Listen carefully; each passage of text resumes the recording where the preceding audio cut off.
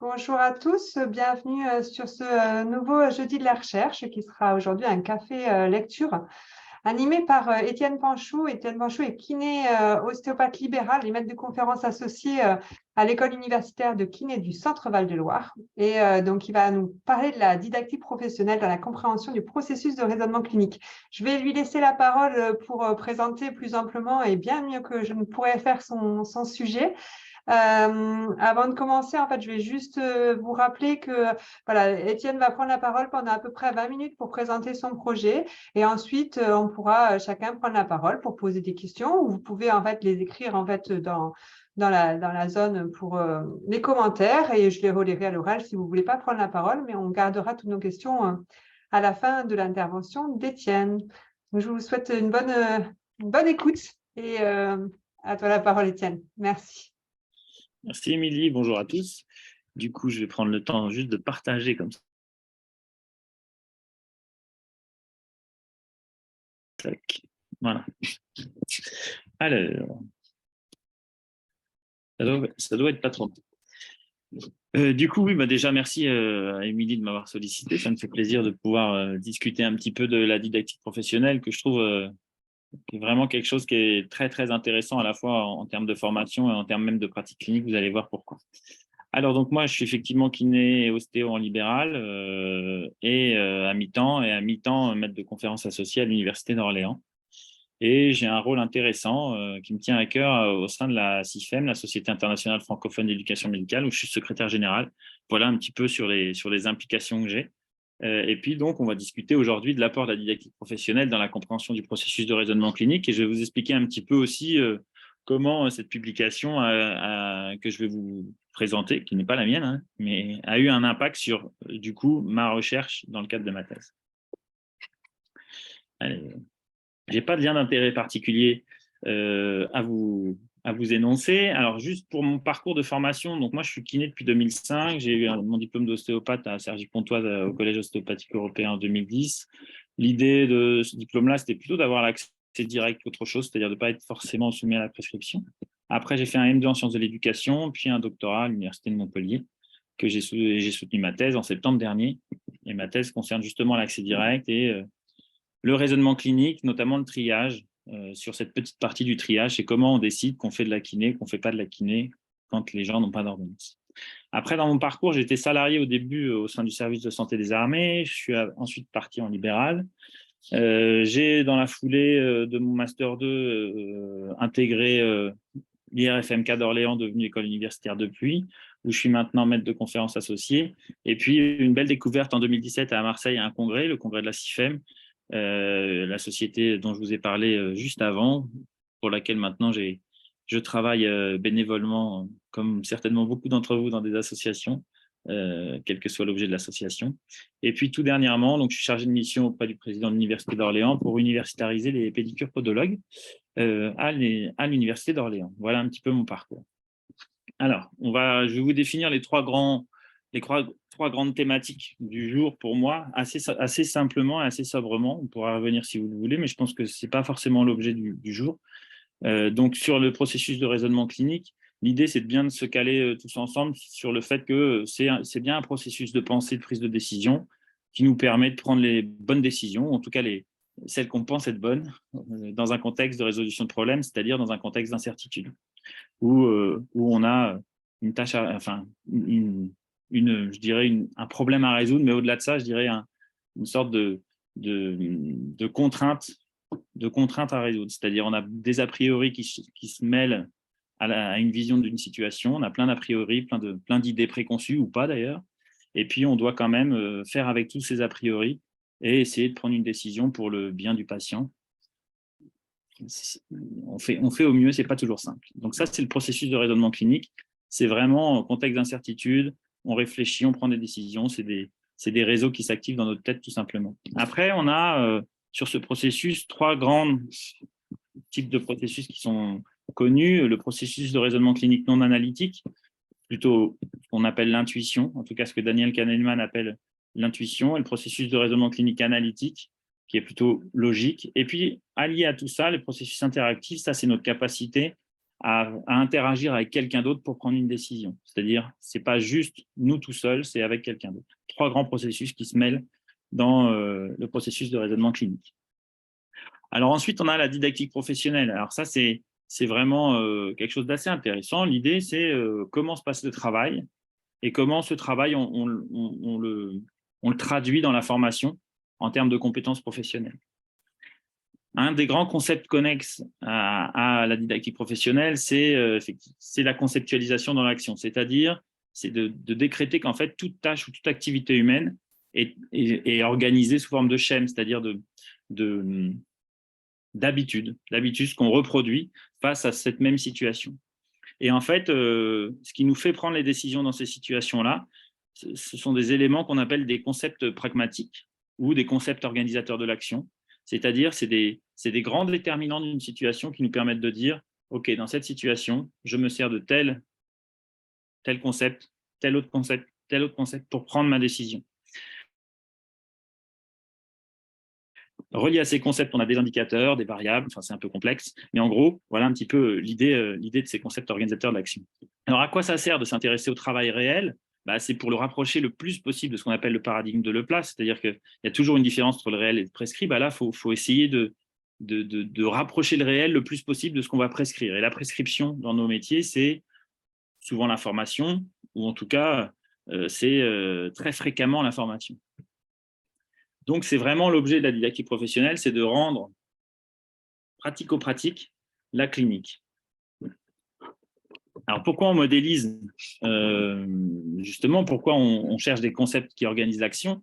Parce qu'en fait, l'idée, c'est de faire une sorte de médiation entre le réel, le travail, la tâche réellement faite au lit du malade, et puis comment on la couche sur un bout de papier finalement. Et la modélisation, c'est l'outil le plus couramment utilisé en recherche pour justement simplifier quelque chose d'un peu complexe. Donc là, une modélisation, on le verra à la fin, elle est soit très complexe et inutilisable, soit trop simple et pas représentative de la réalité. Donc, il faut réussir à adapter un petit peu le curseur. Et donc, dans cet article de 2012, déjà, dans Medical Education, Bernard Charlin et ses collègues nous proposent de modéliser le processus de raisonnement clinique sur quelque chose d'un peu complexe quand même, en utilisant la didactique professionnelle, notamment au cours de la méthode. Pas que, mais notamment. Alors, son objectif dans cette recherche, l'objectif des chercheurs, c'est vraiment de proposer un outil, une modélisation du processus de raisonnement clinique qui permet à la fois aux professionnels de santé d'améliorer leur performance en comprenant mieux comment ils fonctionnent, puisque les théories de l'action nous montrent bien que mieux on sait comment on fait, mieux on fait. Donc, c'est vraiment l'idée, c'est à destination des professionnels de santé, à destination des enseignants. Quand on pense enseignant, il faut qu'on pense, nous, dans nos métiers, je pense que Bernard Charlin pense la même chose, c'est enseignant à la fois, je dirais, académique, pour être un peu à l'ancienne en amphithéâtre, mais aussi superviseur clinique. C'est-à-dire qu'on a quand même ces deux notions-là qui peuvent se chahuter. Et puis aussi pour les étudiants, évidemment, pour qu'ils puissent apprendre plus vite, puisque quand on sait comment ça fonctionne, c'est quand même beaucoup plus facile d'apprendre. Alors, la méthode, c'est une méthode assez intéressante parce que c'est une recherche-action participative. C'est-à-dire qu'en gros, on fait venir des gens intéressés par un sujet, on va dire experts du sujet pour aller vite, et puis on les fait réfléchir. Et après, vous allez voir, il y a plusieurs étapes. Donc, la première étape de cette enquête, ça a été de faire venir des enseignants cliniciens intéressés par le raisonnement clinique, son apprentissage, mais aussi les difficultés des étudiants à l'apprendre. On les a mis ensemble à l'aide d'un cogniticien et d'un logiciel qui a été créé dans un laboratoire de recherche qui permet justement de modéliser. Et puis, excusez-moi. Et puis, une fois qu'on a fait ça, on est passé à l'étape suivante. L'étape suivante, ça a été de simuler une consultation avec un patient dit standardisé. Donc ça, c'est un acteur qui joue le rôle de quelqu'un, d'accord? C'est toujours la même chose. Et puis, on a confronté les images de cette consultation à 12 médecins en les faisant réagir par rapport justement en les faisant réagir par rapport à ce qu'ils avaient pu voir et par rapport au modèle qui avait été proposé par les 6 enseignants cliniciens dans l'étape 1. Ensuite, on a eu une validation collective de ces 12 médecins en session plénière, c'est-à-dire que là, on les réunit dans un amphi et on leur dit, voilà, on a produit ça à partir de ce que vous avez dit, est-ce que vous êtes d'accord? On modifie, on change. Voilà. Et à l'étape 4, l'idée, c'est donc d'avoir un modèle qui soit ni trop simple, ni trop complexe. Et en fait, on voit cette procédure de réalisation du modèle qui vient à la fois être de l'entretien, à la fois être de l'allo-confrontation avec de la simulation, ensuite une sorte de consensus ou de focus group pour arriver à la modélisation. Donc, on a quand même beaucoup, je dirais, de méthodes qui se cumulent pour faire un modèle le plus complet possible. Alors, le modèle, quel est le résultat? Le modèle, tout simplement, on a à gauche quelque chose d'assez complexe et à droite, un processus de 8 étapes beaucoup plus simple. Donc, en fait, le modèle complexe, complet, il est plutôt à gauche.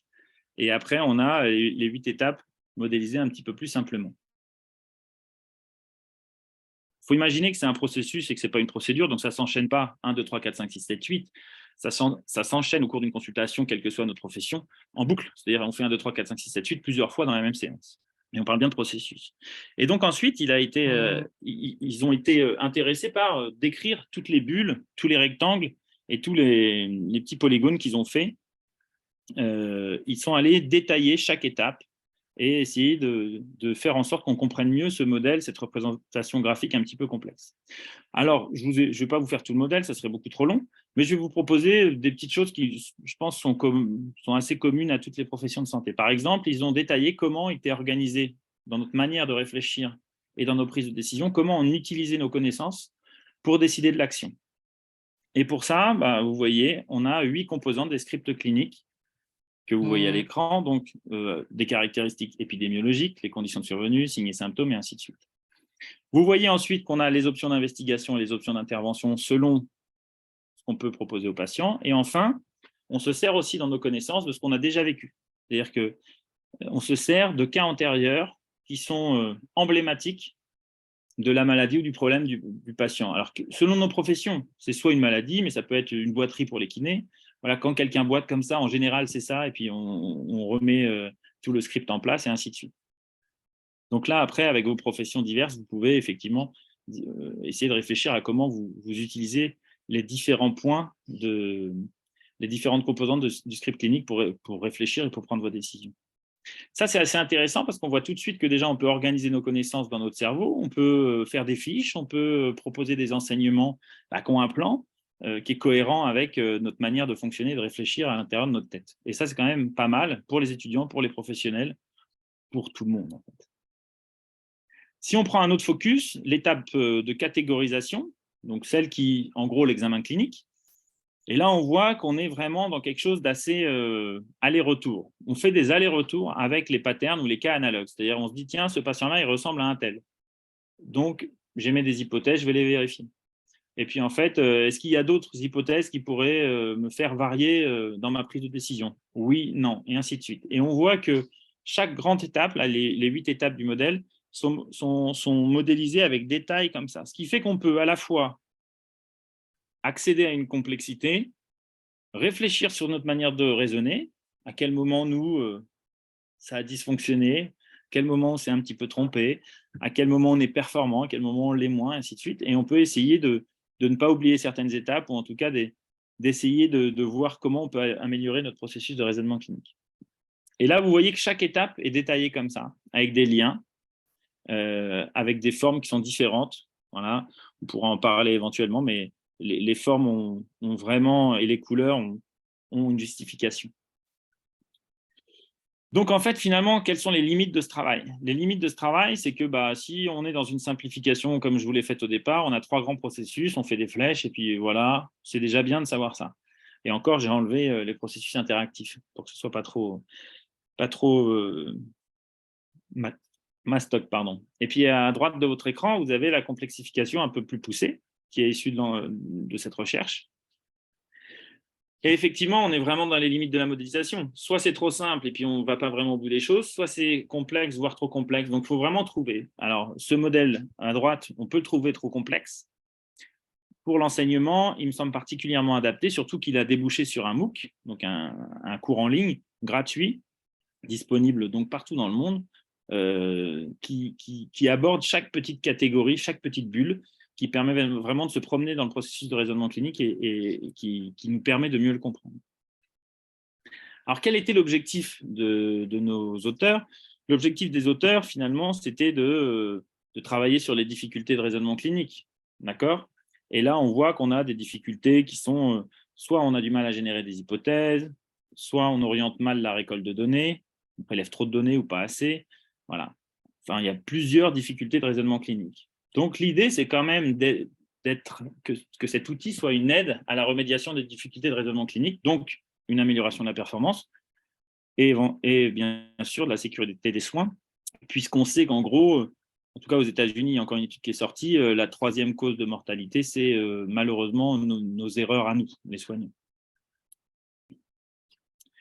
Alors, quelle perspective à partir de cet article-là, de 2012, on peut avoir en didactique professionnelle? En tout cas, comment moi je l'ai utilisé pour me projeter vers une thématique de recherche. En fait, la didactique professionnelle, si vous voulez, c'est un peu inépuisable. C'est-à-dire qu'une situation, un objet de recherche, une organisation, une structure conceptuelle, une modélisation, donc des concepts organisateurs de l'action à trouver, des indicateurs, des flèches, voilà, plein de petites choses à modéliser. Et puis derrière, une transposition dans la formation, ce qu'on appelle une transposition didactique pour le rendre compréhensible par l'étudiant et utilisable par l'étudiant, par le superviseur clinique, par le tuteur de stage ou autre. Je ne vais pas vous détailler ma thèse, mais en gros, voilà, moi, ma modélisation à moi, c'est en gros, moi, la structure conceptuelle de la situation que j'ai travaillée, c'est comment les kinés font pour prendre une décision quand il n'y a pas d'ordonnance, pour dire je fais de la kiné ou je ne fais pas de la kiné. Et en fait, voilà, cet outil-là, c'est-à-dire qu'effectivement, c'est la fonction douleur et l'anamnèse qui fait le triage. Et bien après, on peut le mettre en lien avec la littérature existante et notamment les algorithmes existants sur le sujet. Et on peut aussi discuter de certaines choses assez originales. Par exemple, on voit que quand il y a une consultation médicale préalable, en fait, ça rassure les kinés. C'est-à-dire qu'ils ont plus tendance à dire « je prends quand même le patient » s'il y a une consultation médicale préalable. Ce qui veut dire qu'en fait, par exemple, cet élément-là, on peut le discuter. Est-ce que c'est bien ou mal? On n'a pas le temps d'en débattre aujourd'hui, mais en tout cas, c'est discutable. Et si on le sait, comment on l'intègre dans la formation et comment on le prend en compte dans nos décisions. Donc voilà comment moi j'ai utilisé ça. Donc j'ai utilisé une actrice standardisée, donc des kinés qui travaillaient, et moi j'ai utilisé ce qu'on appelle l'autoconfrontation, c'est-à-dire qu'ils se regardaient en vidéo faire la séance, les kinés, et après je les interviewais. Donc, voilà, moi, comment j'ai dégagé cette structure conceptuelle de situation, et donc avec mes 2 concepts organisateurs de l'action, qui sont l'examen clinique de la fonction douleur et finalement l'anamnèse, je dirais l'histoire de vie du patient. Alors, pourquoi investir ce champ de recherche? Alors, c'est vrai qu'il y a des intérêts cliniques, parce qu'on améliore la performance. Il y a des intérêts un petit peu anthropologiques ou sociologiques, peu importe, parce qu'en fait, ça permet de questionner certains dilemmes professionnels et certaines postures professionnelles. Il y a des intérêts pédagogiques, évidemment, puisque ça évite le laconisme des superviseurs, c'est-à-dire la difficulté pour les superviseurs cliniques à expliquer comment ils décident. C'est-à-dire qu'on a tellement l'habitude, quand on est tuteur de stage ou autre, quand on a tellement l'habitude de faire les choses qu'on ne sait même plus comment on les fait et sur quel concept organisateur de l'action on se base pour prendre nos décisions. On prend nos décisions et c'est assez difficile de faire passer ça aux étudiants. Et bien finalement, ce champ de recherche, il permet ça. Il permet aussi de complémenter des indicateurs très cliniques. Par exemple, n'importe quoi, on va lever le patient à telle date après une opération, à JX après une opération, OK, parce qu'on a des études cliniques qui nous disent qu'à cette date-là, ça doit aller. Oui, mais en fait, qu'est-ce qui fait que vous prenez vraiment la décision sur le terrain de lever ce patient? Parce que parfois, dans la littérature, il peut être indiqué J2 pour 90% du temps, mais qu'est-ce qui fait que vous, clinicien au lit du malade, vous vous dites, ce patient-là, lui, on va le laisser un jour de plus, ou ce patient-là, lui, on va le faire un jour de moins parce que ça a l'air d'aller. Et là, on est sur des concepts qui font prendre des décisions qui sont un petit peu plus fins, qui sont moins algorithmiques, moins épidémiologiques, plus dans le travail finalement, et qu'il faut aller rechercher pour justement mixer un petit peu les outils et avoir à la fois des outils très, très cliniques et des outils un petit peu plus terrain. Voilà pourquoi c'est un champ de recherche très intéressant.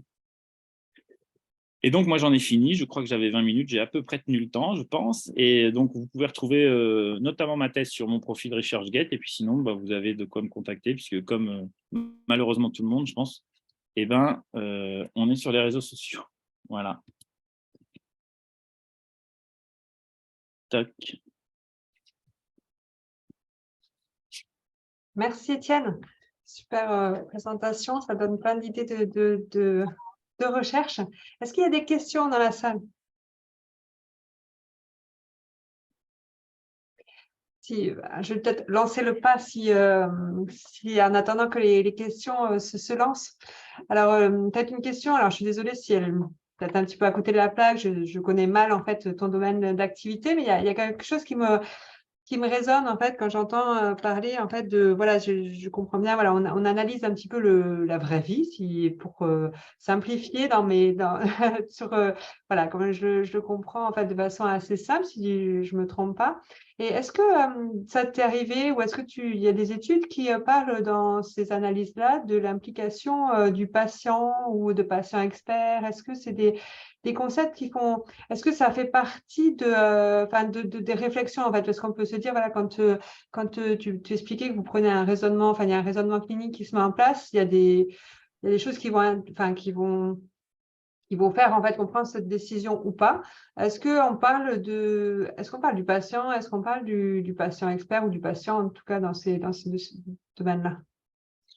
Oui, oui. Alors après, ça m'évoque pas mal de choses sur la recherche clinique notamment, mais en tout cas, sur ces enquêtes-là, sur les processus de raisonnement clinique, pas Mm. forcément.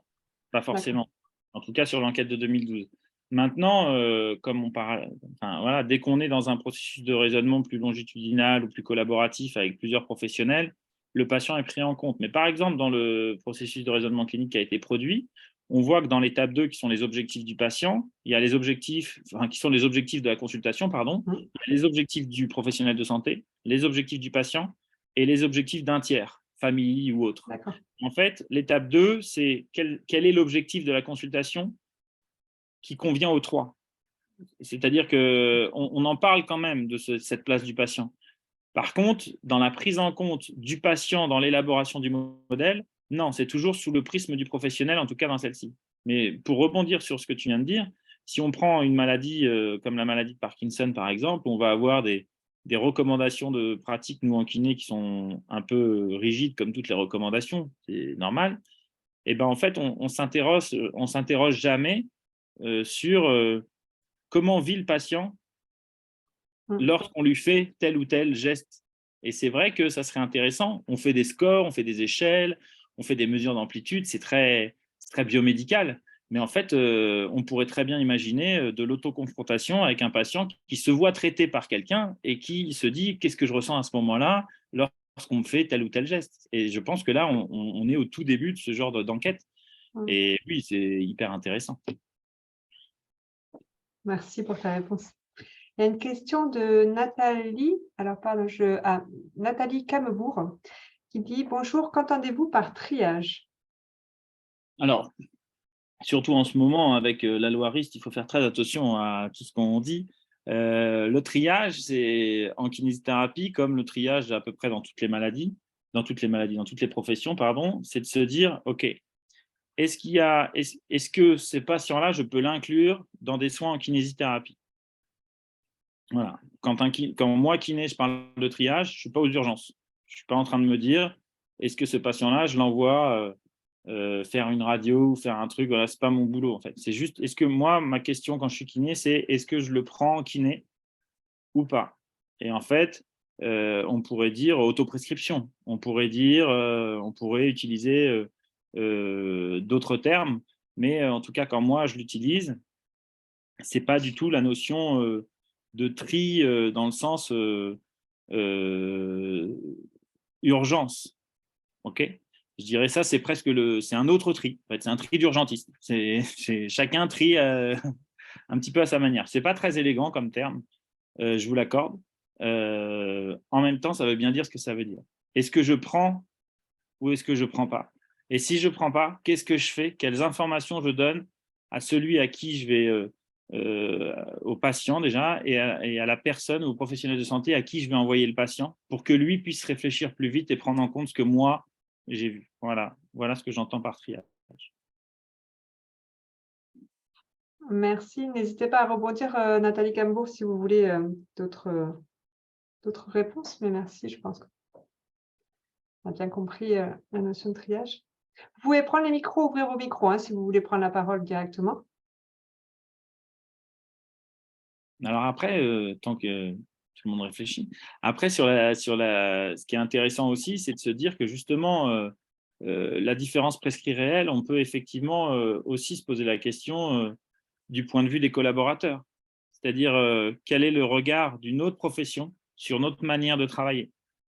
Et ça serait aussi intéressant. C'est-à-dire que c'est vraiment un sujet de recherche qui est, je dis inépuisable, c'est peut-être exagéré, mais en tout cas qui peut, enfin, une méthode de recherche plutôt qui peut vraiment être, je dirais, complémentaire à beaucoup d'études cliniques, par exemple. C'est vraiment des choses qui peuvent se mixer, en fait.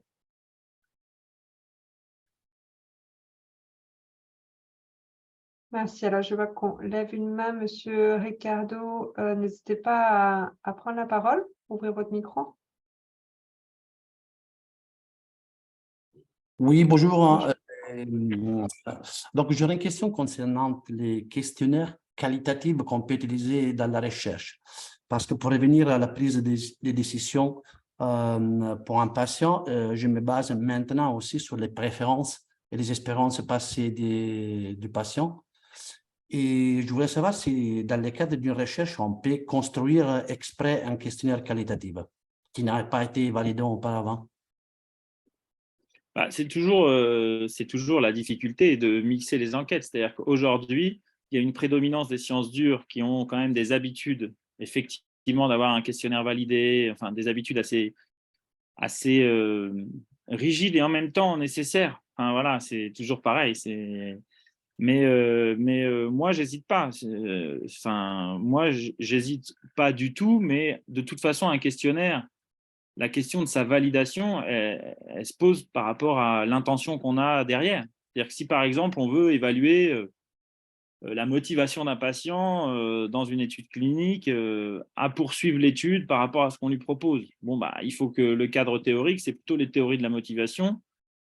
Ça va être plutôt le changement de comportement. Ça va être voilà, des cadres théoriques qui permettent de construire un questionnaire pour évaluer un petit peu ce suivi du patient. Moi, ça ne me pose pas de problème. Par exemple, dans le cadre de ma thèse, moi, j'ai fait un questionnaire post-expérimentation, donc post-simulation, pour savoir si la charge cognitive n'avait pas été trop forte chez les personnes, chez les kinés qui sont passés sous vidéo avec l'actrice, pour pouvoir exclure éventuellement de mes résultats certains kinés qui auraient été effrayés par les caméras ou qui se seraient sentis jugés dans l'entretien. Et effectivement, bah, j'ai dû exclure une personne. Mais comme le dit Delphine dans la discussion, que je salue, Delphine Guyet, effectivement, avant d'être validé, un questionnaire, il doit être construit, il est forcément empirique. Par contre, il est forcément construit. Il repose forcément sur des cadres théoriques et sur des hypothèses qu'on va chercher à valider ou invalider. Donc, moi, je pense qu'il faut ouvrir ce champ, mais humblement. C'est-à-dire que ça ne peut pas être que ça, mais c'est quelque chose à ajouter à une étude clinique et à ajouter vraiment le plus possible, parce qu'on va vraiment de plus en plus aller vers ces évaluations un petit peu plus qualitatives, mais je dirais même à mixer avec des entretiens, parce qu'en fait, les questionnaires, c'est encore quelque chose à distance, c'est encore quelque chose qu'on remplit avec un crayon ou avec une tablette. On est encore très loin de l'action, on se souvient presque plus de l'action. Alors qu'un entretien d'autoconfrontation, c'est-à-dire on a une expérience vécue, on regarde l'expérience vécue, on discute de l'expérience vécue immédiatement après, dans cette séquence-là, là, pour le coup, dans l'entretien, on va aller chercher des choses qu'on peut difficilement avoir dans un questionnaire. Voilà. Donc, oui pour le questionnaire, évidemment, mais si vous voulez vraiment aller chercher des émotions, des ressentis, d'autres choses, bah, faut plonger évidemment dans l'entretien, il n'y a pas beaucoup d'autres solutions.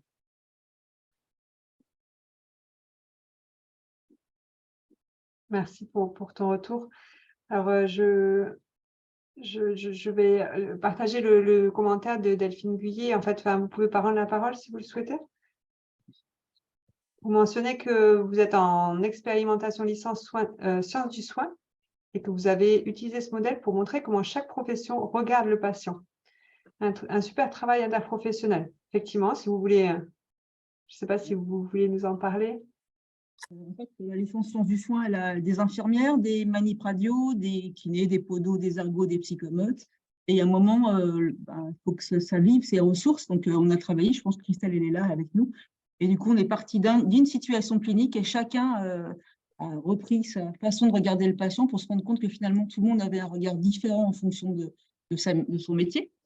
Et que du coup, c'était l'assemblage et la complémentarité des regards qui faisait qu'on avait vraiment une vision globale des patients. Et qu'il ne fallait pas s'empêcher de travailler avec les autres surtout. Et du coup, le modèle qu'on a utilisé, qui est le modèle de Charlin, on l'a utilisé et du coup, il avait du sens en fait, parce que sinon, il est immangeable en fait quand on voit ce modèle. Et du coup, Christelle qui est avec nous, elle a travaillé avec ça, et elle va peut-être en parler aussi. Christelle ?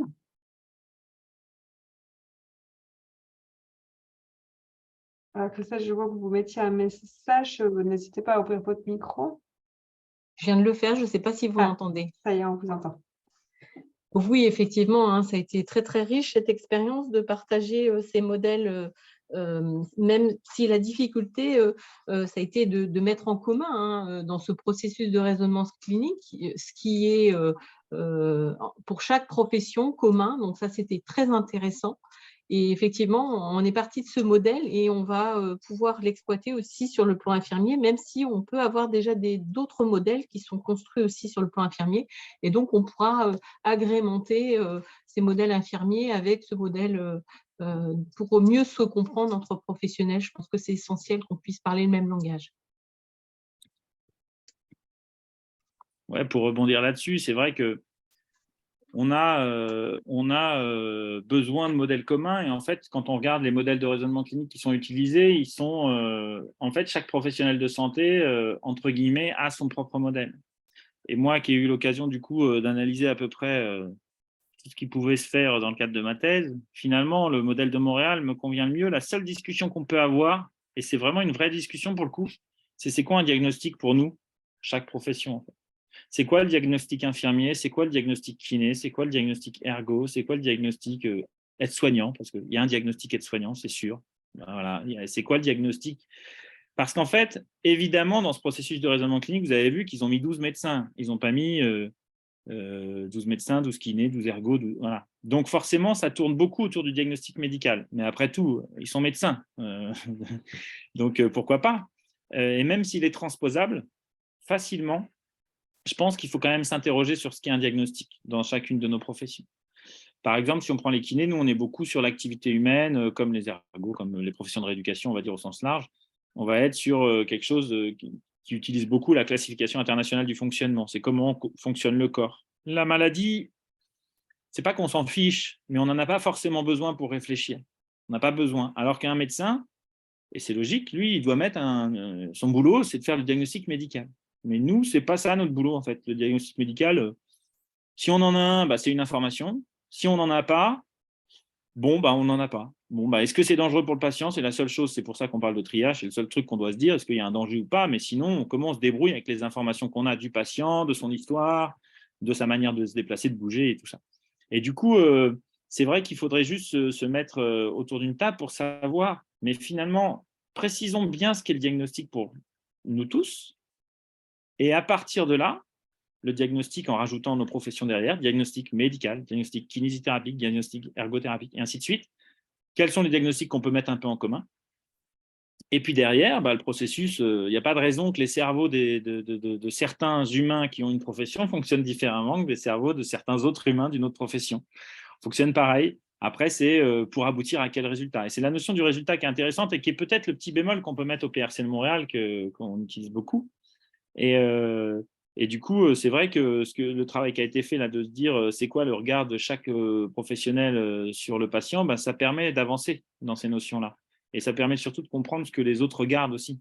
on a présenté quelque chose avec Marie-Claude Odetta et puis d'autres. On avait une photo d'un éléphant et on voyait plein de gens en blouse blanche partout sur l'éléphant. Et en fait, il y en avait qui regardaient les pieds, il y en avait qui regardaient la queue, il y en avait qui regardaient un peu partout. Et puis, en fait, on s'est dit, la seule vision globale du patient, qui est donc l'éléphant, en fait, c'est ni le médecin, c'est personne, en fait. La seule vision globale qu'on peut avoir, c'est en confrontant nos diagnostics réciproques, parce qu'effectivement, l'ORL, il va avoir un diagnostic qui va peut-être être médical ou autre. Enfin, bref, peu importe, faudrait investiguer. Mais en tout cas, chez les paramédicaux, ce qui est sûr, c'est qu'on n'a pas du tout le même résultat à la fin de notre processus de raisonnement. Pour autant, on s'enrichit les uns les autres et en se connaissant mieux, je pense qu'on peut travailler mieux pour le patient. Ça, c'est une certitude. Mais on est quand même un petit peu au début de ces recherches-actions, de ces recherches qualitatives sur à la fois l'identité professionnelle, les rôles professionnels.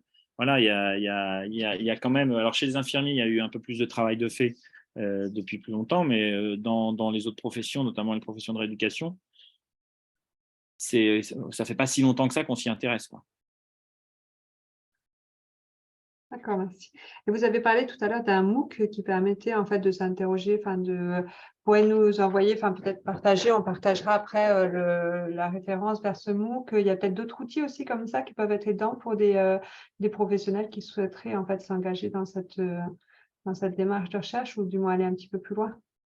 Là, il y a 2 MOOC très intéressants. Nous, on l'a mis dans la formation des étudiants en kiné et des tuteurs de stage. Il y a un MOOC qui est sur le processus de raisonnement clinique, donc soit chez Edulib, soit chez Coursera.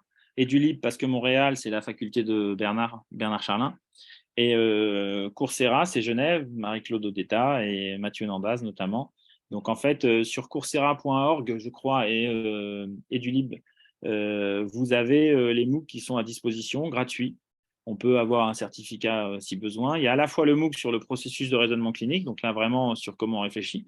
Et il y a le MOOC sur la supervision clinique et l'aide à la résolution, à la remédiation des difficultés de raisonnement clinique. Donc, pour tous les tuteurs de stage, pour tous les cadres de santé qui ont des équipes à former, c'est très utile parce que c'est gratuit et ce n'est pas un investissement énorme en termes de temps. Par contre, comme ça tourne beaucoup autour du diagnostic médical quand même, il faut quand même qu'il y ait des étapes de discussion entre pairs pour le recentrer sur le diagnostic de la profession ou sur comment on l'utilise. C'est pas… voilà. Il y a quand même… il y a beaucoup de vidéos illustratrices et ces vidéos-là, comme elles concernent beaucoup le corps médical, c'est vrai que parfois on peut en tant que paramédical se dire oui, mais ce n'est pas vraiment nous. Mais en fait, avec un peu on voit bien l'analogie qu'on peut faire, quoi. Mais ce n'est pas exactement nous, quoi. Voilà. D'accord. Mais c'est Merci. très intéressant. Ouais, merci pour ces infos. Il y a une dernière question peut-être de Anouk Savel. Que pensez-vous de la présence de kinésithérapeutes aux urgences pour faire du triage? Moi, je vais pas forcément… moi, je n'aime pas trop les délégations de tâches, d'une manière générale. Je préfère largement qu'on forme les gens à devenir autre chose s'ils ont envie d'être autre chose. C'est-à-dire que c'est un avis vraiment étayé par rien. Enfin, je suis désolé, je donne mon avis en tant que kiné. Moi, j'aime pas qu'on pique aux autres ce qu'ils ont l'habitude de faire parce que le système marche mal. Moi, si le système marche mal, c'est qu'on manque de médecins aux urgences, il faut des médecins aux urgences, quoi. Il ne faut pas des gens qui vont faire juste des petits bouts de trucs pour essayer d'aider. Voilà. Et je pense que si on veut vraiment aider les urgences, dans ce cas-là, on n'a qu'à permettre aux kinés de devenir médecins, pour ceux qui veulent faire ça, ou permettre aux infirmières de devenir médecins, et ainsi de suite, mais pas en commençant en 3e année de médecine. De la même manière, on pourrait très bien proposer, je ne sais pas, aux APA, tiens, au hasard, aux professeurs d'activité physique adaptée, de devenir kiné, mais pas en revenant à la première année de kiné, peut-être en faisant que 2 ans. C'est-à-dire qu'en fait, on manque de professionnels de santé et du coup, on met des rustines, on met des pansements partout, avec les pratiques avancées partout, pour tout le monde. Bon, je ne suis pas sûr qu'en tout cas, pour la kinésithérapie, ça s'y prête, d'autant plus qu'on a une formation en 5 ans et que ça s'apparente à des pratiques avancées, puisque c'est du triage. Donc, c'est du triage médical par des kinés. Bon, c'est une délégation de tâches, du coup. Ce n'est pas une mauvaise idée, mais c'est un pansement pour un système qui ne marche pas très bien, quoi. Donc, ça serait mieux que ça marche bien avec des vrais médecins qui font leur boulot de médecin aux urgences, quoi. Je veux dire, les kinés, ils font leur boulot de kiné dans leur service de kiné. Enfin, moi, je comprends un peu la colère de tout le monde en ce moment et en même temps, je me dis, bon, OK, il faut trouver des solutions, mais ce n'est pas parce qu'on a mis à bout le système, volontairement ou pas, en tout cas, il est à bout, que la solution, c'est forcément de changer les rôles de tout le monde. Je veux dire, à un moment, moi, je peux comprendre les médecins qui se disent on a besoin d'aide, mais je peux aussi comprendre les médecins qui se disent on a besoin d'aide, mais on a besoin de médecins et pas forcément de professionnels de santé paramédicaux à qui on donne des tâches médicales comme ça par endroit et pas partout en plus. Alors, on ne comprend plus rien. Enfin, voilà. Mais j'ai un avis un peu particulier sur les pratiques avancées, surtout en kinésithérapie. Je me permets de te répondre hein, respectueusement. Moi, je suis de tout autre avis, sauf la partie avec laquelle je peux être d'accord, c'est si l'accès direct est limité aux urgences. C'est là parce qu'au-delà de répondre à un problème des systèmes de santé français, moi je suis italien, hein, donc l'accès direct, ça s'est fait depuis des années dans d'autres pays sans problème, mais cela c'est fait pour une réponse aux besoins des patients. En fait, moi j'habite à Crémieux, donc j'ai hâte de pouvoir faire ça dans le cadre d'un CPTS, un centre de professionnels de santé, donc coordonné. Et donc, je suis bien content d'aider les gens d'ici qui ont un mal de dos et que je peux trier sans problème. C'est ça que j'ai fait depuis au moins, ça fait 30 ans d'expérience clinique, au moins 25 ans, je travaillais comme ça. Donc, je ne vois pas un peu sur les points des urgences, oui. Pour INFO, j'étais dans les groupes de travail pour la proposition de loi il y a un moment. Et on s'est battu parce qu'on ne voulait pas que c'était fait l'expérimentation jusqu'à l'année dernière dans les urgences uniquement, parce que ce n'était pas l'utilité pour les patients. Parce que s'il faut aller se faire trier aux urgences, autant qu'à faire, je te rejoins. Mais autre chose, c'est faire un triage dans les terroirs, là où il y a les déserts médicaux, avec à la fois un dégorgement des urgences, à la fois des économies directes, hein, on saute, si pas nécessaire, on saute les frais de la visite médicale d'un généraliste qui ne fera pas plus que nous. Ah non, je suis d'accord avec toi. Hein. Ouais, je dis juste que mettre des kinés aux urgences pour dire… Oui, il n'y a pas de je suis d'accord. Là, je te rejoins. Mais dans les terroirs, surtout qu'il y a eu un indicateur le 10 janvier, hein, donc c'est officiel, on pourra le faire. Ça, à mon avis, ça devrait aller dans le sens d'améliorer les services de soins en général.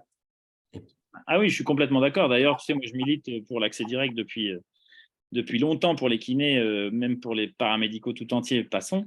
Ouais. Mais par contre, moi, j'aime pas trop l'idée moi, si on trie, c'est pour faire de la kiné derrière. C'est pas juste pour dire on trie. C'est soit on trie et on fait de la kiné, soit on trie pas et on fait pas de la kiné. Mais par contre, qu'est-ce qu'on fait et où est-ce qu'on envoie les gens? Et c'est pour ça que mettre des kinés pour faire le boulot des urgentistes, moi… Là, je suis totalement d'accord. Là, je te rejoins complètement, mais on s'était battu depuis le départ. Mais on n'a pas pu rien faire à Anthony Desmond, d'autres. Hein, Exactement, on est d'accord. Voilà, bon, c'était juste ça. En tout cas, merci parce que moi, j'espère de reprendre plus l'activité d'enseignant. Ces modèles-là, ça m'intéresse. Est-ce qu'on peut avoir un message avec les MOOC que tu as cités? Je n'ai pas eu le temps d'enregistrer. Les deux MOOC que tu as cités. Ouais, je pourrais envoyer Émilie. De toute façon, je pense qu'elle a les contacts et puis aucun problème. Aucun problème. D'accord, merci. Oui, voilà, vous retrouvez en fait le replay en fait de la présentation sur le site de la recherche-paramédicale.fr et je mettrai en commentaire les liens vers les deux MOOC cités. Comme ça, vous pouvez le retrouver d'ici quelques jours. Voilà, il y aura le replay avec les informations associées. Merci. Donc, n'hésitez pas à les consulter. Écoutez, je crois qu'on va clore ce webinaire ainsi. Merci beaucoup, Étienne, pour ta présentation qui porte à réfléchir. On le disait en introduction, pardon, mais effectivement, je pense que voilà, on a envie d'aller plus loin, d'aller creuser un petit peu, d'aller voir ces MOOC. Donc, merci beaucoup pour cette présentation. Et puis, j'espère que voilà, ça a intéressé tout le monde. Donc, tu nous partages le lien. Merci beaucoup. Et donc, n'hésitez pas, si vous avez des questions, à revenir vers moi ou Étienne, je pense que tu seras ouvert s'il y a des projets de recherche ou d'autres questions sur le sujet. Pas de problème. Merci, Émilie, de l'organisation. Et merci à tous de vous être rendus disponibles un petit peu sur votre temps. précieux comme tout notre temps. Merci, bonne journée à tous. Et puis, on se retrouve du coup le 2 mars prochain pour un prochain jeudi de la recherche paramédicale, ce qui sera une présentation d'un projet de recherche. Donc, on vous en dira plus dans les semaines qui arrivent. N'hésitez pas à suivre l'actualité sur la recherche paramédicale.fr. À très bientôt. Merci beaucoup.